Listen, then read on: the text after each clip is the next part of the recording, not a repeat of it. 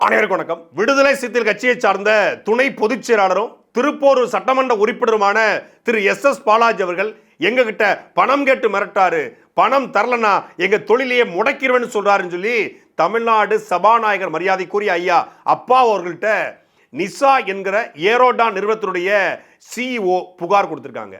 இதுதான் இன்னைக்கு சமூக வலைதளத்தில் பத்தி எரிந்து கொண்டிருக்கிறது. அடங்கமறு, அத்துமீறு, திமிரு எழு, திருப்பி அடி என்று சொன்னீங்களே, இப்போ ஆட்டையை போடு, அபகரி அப்படின்னு மாறிட்டீங்களா அப்படின்னு பல பேர் வாய்க்கு வந்தபடி விமர்சனம் பண்ணிட்டு இருக்காங்க. நாமளும் இப்படி பண்ண முடியுமா? பாலாஜி அவர்கள் இதுக்கு குறித்து என்ன பேசுறாரு அப்படின்னு பார்க்கும் பொழுது, இல்ல அவங்க முறைப்படி லைசன்ஸ் வைக்கல, முறைப்படி அந்த டிரைவருக்கு ஒழுங்கான லைசன்ஸ் இருக்கா, அவங்க எல்லாமே சரியாக வச்சிருக்காங்களா, ஹெலிகாப்டருக்கு ஃபியூல் ஒழுங்காக போட்டிருக்காங்களா, ஹெலிகாப்டர் டயர்லாம் பஞ்சராக இருக்கா இல்லையா அப்படின்னு செக் பண்ணுறதுக்கான ஆட்களை அனுப்பிச்சி விட்டேன். ஆனால் அவங்க வந்து மால் கேட்குறான், இது கேட்குறான், பணம் கேட்குறான்னு சொல்லி என் மீது அவதூறு பரப்புறாங்க. நாங்களாம் கடமை கண்ணியம் கட்டுப்பாடு இப்போ கொஞ்சம் திட்டுப்பாடுன்னு வாழ்ந்துகிட்டு இருக்கோம், எங்களை பார்த்து இப்படி பேசலாமா அப்படின்னு சொல்லி அவர் பேசியிருக்காரு.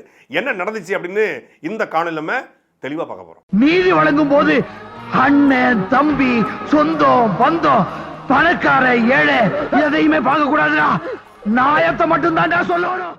சென்னை ஈசிஆர் சாலையில், கிழக்கு கடற்கரை சாலையில் ஏரோடான் அப்படிங்கிற ஒரு நிறுவனம் 6000 ரூபா கொடுத்தீங்க அப்படின்னா உங்களுடைய கனவை நிறைவேற்றுவோம். என்ன கனவு? ஹெலிகாப்டரில் போகிறதுங்கிறது ஒவ்வொருத்தருக்கும் கனவாக இருக்கும்.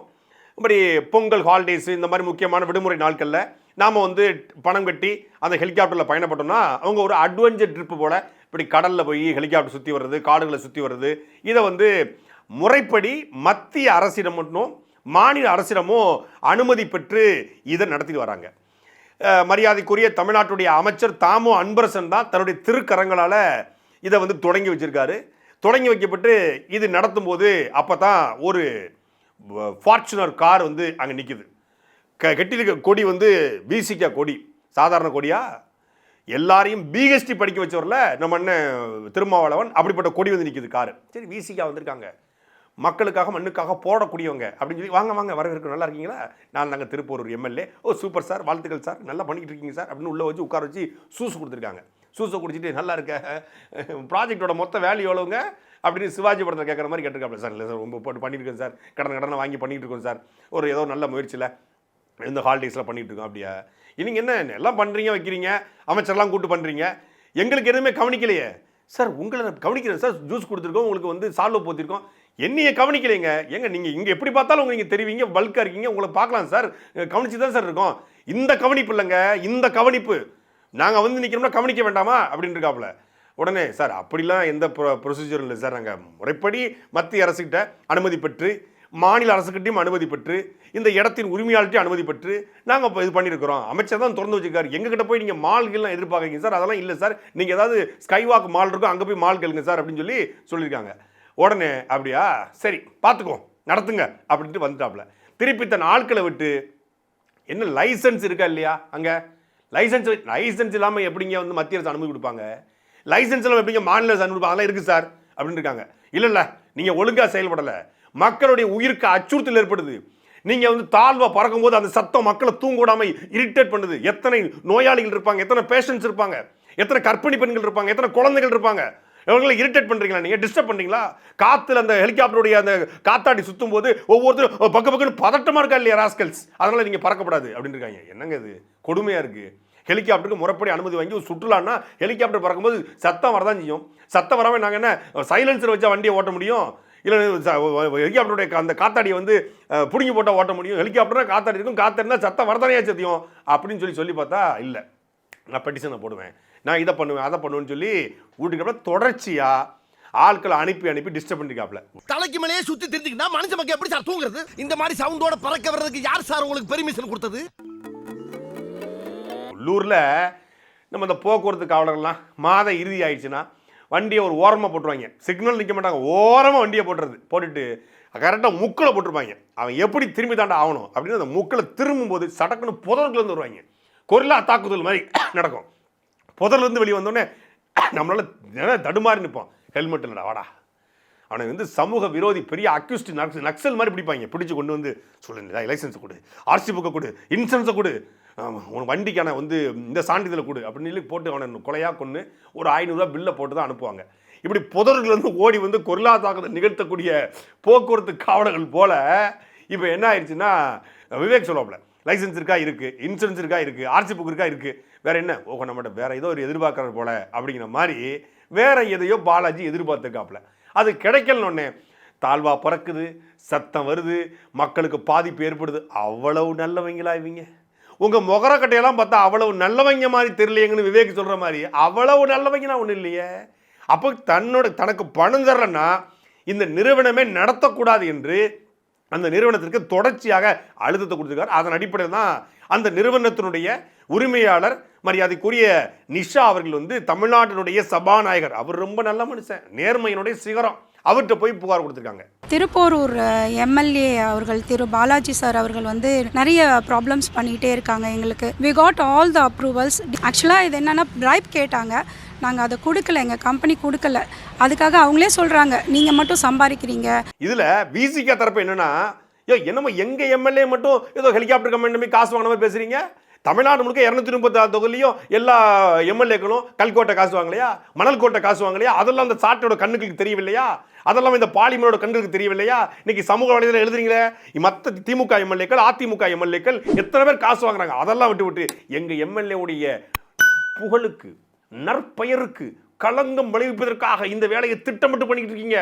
நாங்கள் இதிலிருந்து வென்று வருவோம். சோதனைகளிலும் சாதனைகளையும் வென்று வந்ததுதான் விசிகா. தடைகளை உடைத்து படைகள் கட்டியதுதான் விசிகா. அதெல்லாம் அப்படி இருக்கட்டும், காசு கேட்டியா இல்லையா?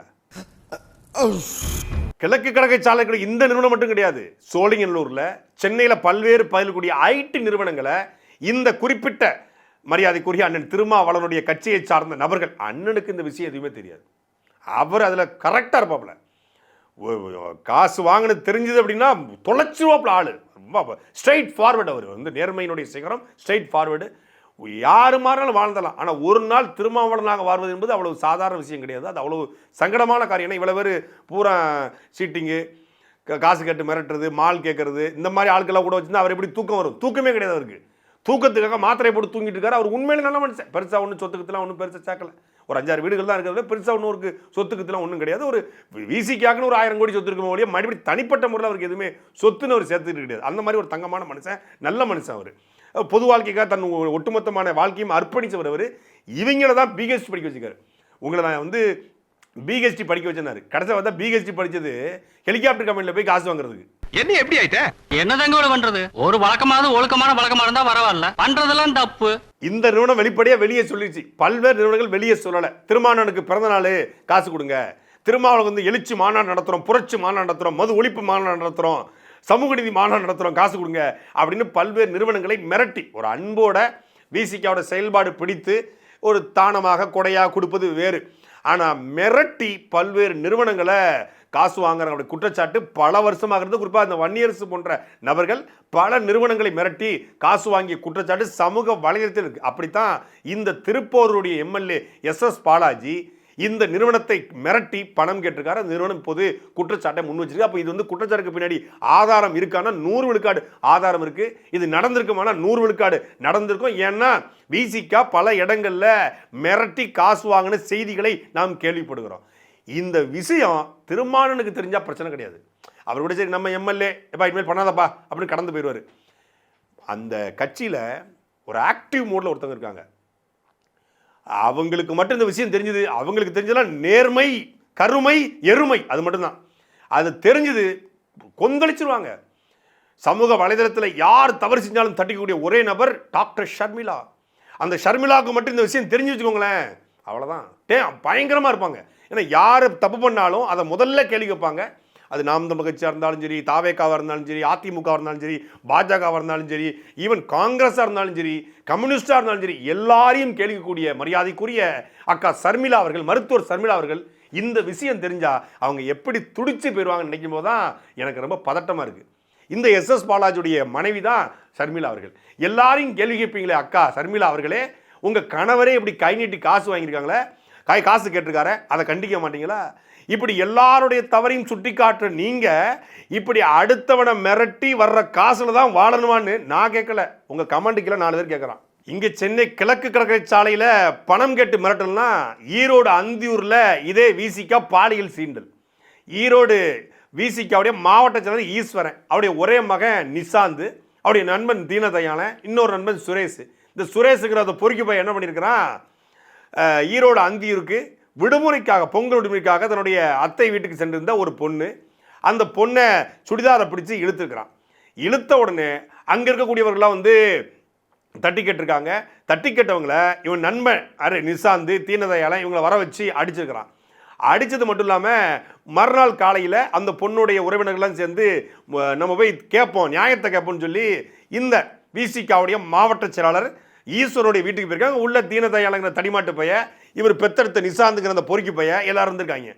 தட்டி கேட்க வந்த அந்த பெண் எல்லாத்தையும் வீட்டில் இருந்த தண்ணி குடத்தை தூக்கி மூஞ்சில் எரிஞ்சு அவங்கள அடித்து துன்புறுத்தி விரட்டி அடிச்சிருக்கானுங்க. ஏன்டா எங்கள் வீட்டில் வந்து யார் வீட்டில் வந்து கேட்குறீங்க, நாங்கள் யாருன்னு தெரியுமா, விசிகாடா, எங்கள் வீட்டிலேருந்து கேட்பீங்களா, கொண்டு விடுவோம், அறுத்து ரோட்டில் போட்டுருவோம் அப்படின்னு கொலை மிரட்டல் கொடுத்துருக்காங்க. உடனடியாக அந்த உறவினர்கள் போய் காவல்துறையில் புகார் கொடுக்குறாங்க.